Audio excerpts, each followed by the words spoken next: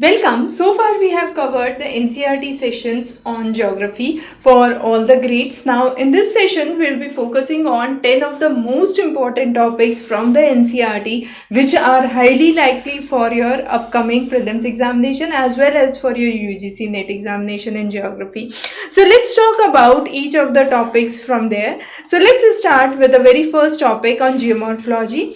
Now, in the geomorphology, the exogenic and the endogenic processes are really important, and this has been covered in class 11 chapter 6. Now, the basic idea is the recent landslides which happened in the regions of Wayanad. Now, those landslides were a result of the slope failure. So, topics on debris avalanche, slope failures, solifluction become very important, and a classic difference between what is the weathering, what is the erosion.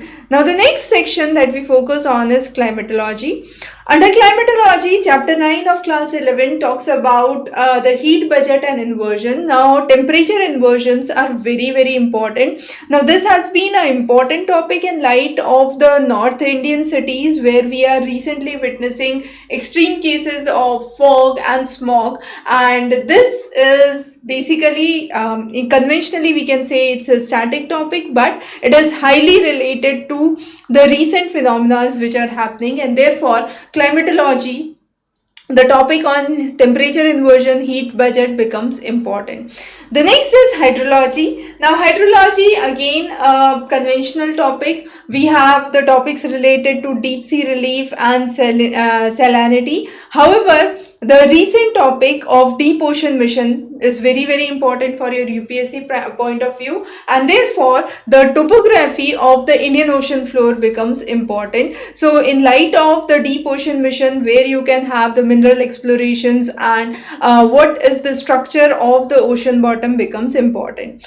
The next topic that we'll focus on is hydrogeology. Now, biogeography. Biogeography, it's a very important topic, specifically pertaining to soil orders. So, soil horizon, soil orders become important, and the processes through which soil gets changed. So, specifically when we talk about the recent schemes, soil health card is one scheme.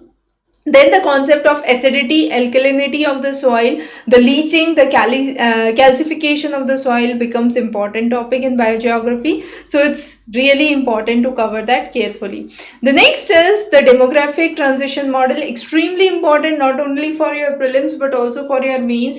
Expect one question on mains every 2 to 3 years related to demographic changes and the demographic transition directly or indirectly. And recently we have seen India has surpassed the population of China, and therefore this demographic transition model comes into light again. The stage 3, the characteristics of stage 3 and what are the demographic dividends of India and China, comparative analysis could be highly relevant for your upcoming mains examination as well. Now, coming on to the next topic on economic geography, iron and steel industries are one of the major focuses. However, recently we have seen software industry, electronic assembly industry, that means the industries which are footloose industries. Footloose is a very commonly kind of question asked for your UGC geography. We have not seen so many questions with UPSC so far, but definitely it's a very important topic. Also, gig economy becomes a very relevant and important topic in terms of service oriented industrial centers which could be established. Like the next topic is trade and transport. Now, under trade and transport, we need to understand that the recent missions, for example the Sagarmala mission, then we have the interport trade, the interport ports, for example Singapore, then the packet stations, ferry collections, outports, some of the terms that you must be very familiar with. As we already said, Sagarmala project is very important. Then the China expanding its ocean routes, the traditional Silk Route and the ocean routes become important. The IMEC corridor again is a very recent topic, highly important for your examination point of view.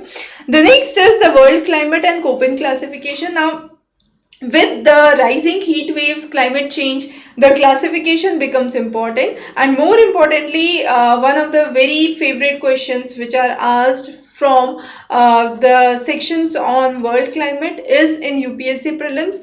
If you go through the GC Leong 25 chapters that we have covered, the last few chapters talk about the specific climatic zones, and Mediterranean climate is one of the most commonly asked, most popular topics, specifically the kind of vegetation that grows in Mediterranean, the rainy seasons associated to Mediterranean, and the areas despite the Mediterranean Sea, what are the other areas, for example, the regions in North America, South America, which do have Mediterranean type of climate, become really important. The last from this slide would be the natural hazard. Now, natural hazard, the mechanism of glacial lake outburst flood, is a very important topic.